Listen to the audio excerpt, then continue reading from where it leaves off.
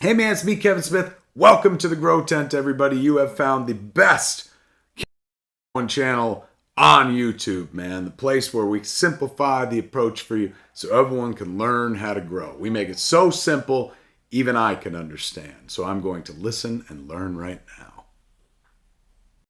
Woo! What's going on, everybody? Welcome back to the Grow Tent. We are only like 300 subs away from hitting 50,000 subs. The subs have been going crazy lately, guys. Probably thank my buddy Seed to Stone for the shout out the other day. It's definitely been helping. What else we got going on? Oh yeah, we're going to be giving a bunch of stuff away whenever we hit 50,000, so please tune in for that. What else we got? Guys, if you haven't joined our Patreon yet, we have the biggest Patreon when it comes to this subject. It's bigger than everybody's. There's a reason for it. We got the best Discord on the planet. And, you get a direct link to me, GT. Probably one of the best growers on YouTube. Sorry. All right, enough humble bragging. That's not even humble bragging. That's just like bragging. My apologies.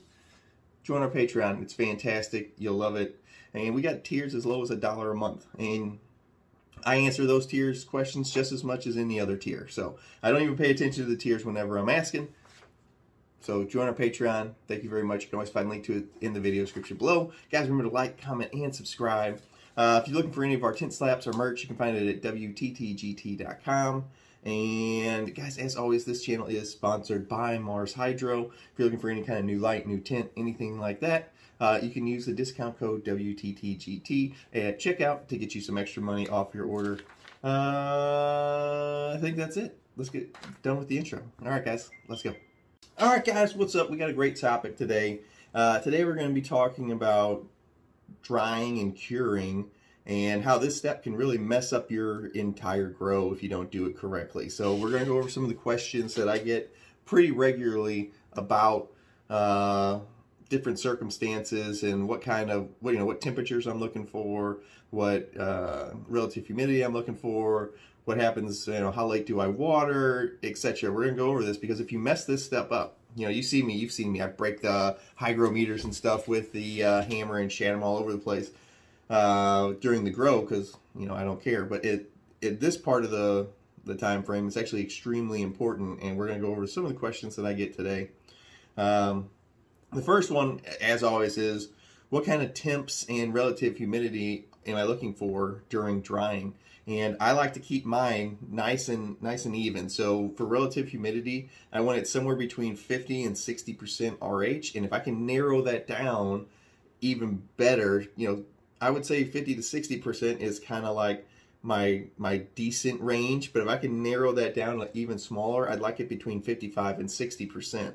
And that's kind of like my golden area for it. It doesn't, if your relative humidity gets too low, your stuff will dry out faster than you want it. And I don't really like the smoke as much whenever I have, if it dries out too fast. I think you lose a lot of taste profile of the weed. So for the temp, anything between 60, like low 70s and anywhere in the 60s is my preferred method. So anywhere from 60 to 70. And then for the relative humidity, anywhere from 50 to 60, with the golden area kind of being between 55 and 60%.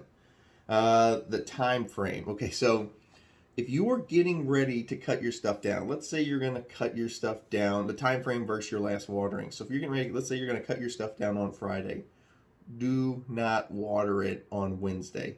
You're going to double the amount of time. If you water that close to whenever you cut down, you're going to double the amount of time it takes for your stuff to dry. You don't ever want to water within a few days of chopping, because if you do, whenever that plant is so like just busting full of water in the leaves, the stems, the branches, the stalks, the buds, if you water a couple days before you take down, we're talking with a media grow.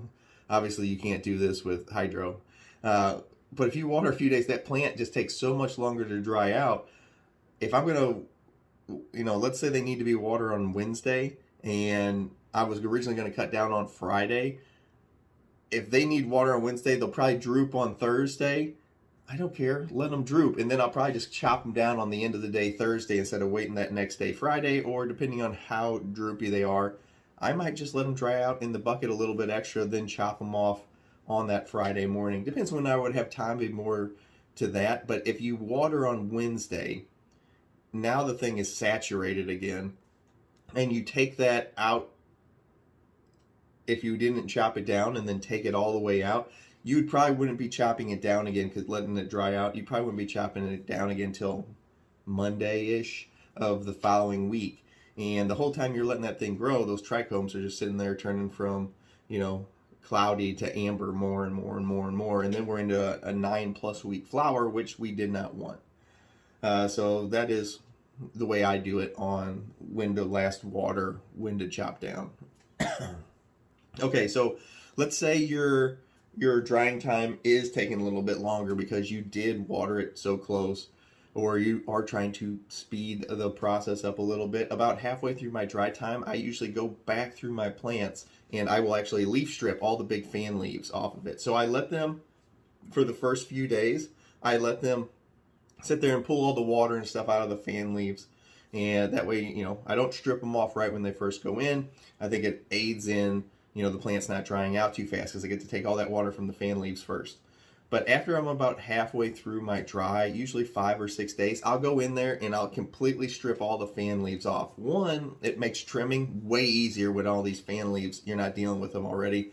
You just go through there and you pick them off, and they're not so dried out to where they're falling down and then they wrap around the bud whenever they dry, which is fucking such a pain in the butt whenever you're curing, or whenever you're trimming before you cure. So I will go in there and just pick them off, and then I just throw them on the floor. Not like I'm super like taking them off, put it in the bag, take it off, put it in the bag. And I just strip them and throw them on the floor. I clean it up after I'm done. So it'll make your trimming way easier. And plus, the fan leaves are pretty much done anyway. Why let them wrap around the buds and be a nightmare for trimming? Then the last thing I'm looking for, I'm just going to keep letting them go. I've got nice airflow in the tent. I've usually still got my exhaust fan on a low setting. I've got one of my lower fans on, rotate on a low setting, just a constant airflow. Airflow is the enemy of powdery mildew and bud rot, which we don't want in whenever we're drying, because we can lose entire crops that way if we're not paying attention. Another reason to keep relative humidity, it's like a 60 top. But then the next thing we're looking for is just the stem to, whenever you grab one of the stems, it's hanging from the top. So you're going to take that stem and bend it. As soon as the inside, you feel a little pop on the inside, but the outside of the stem doesn't break. If the outside of the stem breaks, you've waited a little bit too long, and it's time to start trimming. But you're just waiting for that pop on the inside where the outside of the branch still bends a little bit, but you feel that pop on the inside of it, just. And that's what we're looking for, and then it's going to be time to start dry trimming. Now, another question I get asked all the time is like, hey, GT, I thought they were ready, but I guess they weren't. I trimmed a little early and I put them in jars. That is one of the worst moves you can make. If you put wet bud inside that glass jar with no air movement, mold and mildew can start growing on them like that. So super dangerous to put them to trim and jar them early. I know you're excited. We're all excited at this point. Do not fast forward these steps. Drying and curing is one of the most dangerous times for your end product. You can ruin a whole grow by trying to speed through your drying, or speed through everything to get them into the jars. Well, I got to start curing early. Yeah, but you're curing crap now because you bottled up plants that are buds that were still wet. If you do run into this, which I know a ton of you do, because I talk to everybody on the email about them doing it, just take them back out. You can't hang them, don't hang them back up. What I would do is, if you go to your local grocery store, Aldi's, they have paper bags that super thick paper so that your groceries don't fall out of it. It works really well for drying buds. So I will actually tell everybody, take their stuff out of their glass jars, and it's completely dark, so it's there's no lights getting through it. Pour it into those kind of bags, seal it up for a few days. That paper that is in there will pull the remaining moisture out of there, and then you can go back and then re-jar, okay? And then start your curing process. It's a really nice little trick for getting your buds to dry out if you've jarred them just a little bit too early. Let's say you don't want to do the glass jars for curing methods, there's a newer product called Grove bags, Grove. They work fantastically. My friend does this a lot. He uses Grove bags. I haven't used them, but I've been over there and I've tried them after they've come out. They are fantastic. There's no more burping. You can literally just take your stuff after you've dried it. You still have to dry the plants. You can't just throw them in there before that. You still dry them out, trim them up, and then you can just throw them in the Grove bag and seal it. And that's all you have to do. It actually sits there and wicks the moisture out of them with their technology that's printed into the back of the bag. Your curing's all done. It's, you know, set it and forget it, to quote the late great Billy Mays. But check those out. Like if you don't have time, like, oh, hey, I'm going out of town, I don't have a way to burp my jars. These Grove bags, they are not a sponsor of the channel. They just do work, so I'm going to tell you about them. And you're like, oh, I'm going out of town, I'm not going to have anybody to burp my, you know, I think these bags are like $5 or $6 a piece. They're more expensive than jars, but if you're in a pinch and you're not going to be able to burp them, they will work fantastically for what you need them to do. And I think that's probably pretty good on jarring and curing and drying. I think it was a nice little, I've got the questions written down that people were asking me, and I think it was a nice little overview of it. It is an extremely important stage of your grow. You know, a lot of times I'm telling you, calm down, relax, focus. They'll be okay. Just leave them alone. This is actually the time of the plant's life where you need to be pretty on top of your stuff as far as wanting your stuff to turn out well, because if you mess this stuff up, you can go from top shelf bud to mids to boof real freaking quick if you're not paying attention. So you got to stay on top of it on this phase, because the plant, you know, you've cut it down, you've killed it, and the mold and mildew can attack it really, really easy if you're not paying attention. You let your levels get out of whack. So stay on top of it, pay attention, guys. Remember, we're almost at 50,000. The subs have been going fantastically lately, so thank you for everybody that's been subscribing.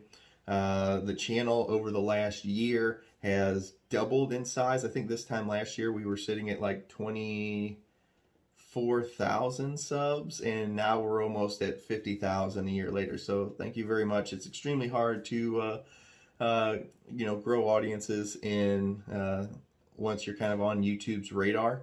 And so I thank you, everybody that sees this video, shares these videos, likes them, comments on them. It all helps a ton. So thank you very much. I think that's all for the day. I think we're gonna drop this on Sunday. So happy Mother's Day to all those mothers out there. I'll see you guys next time. GT out.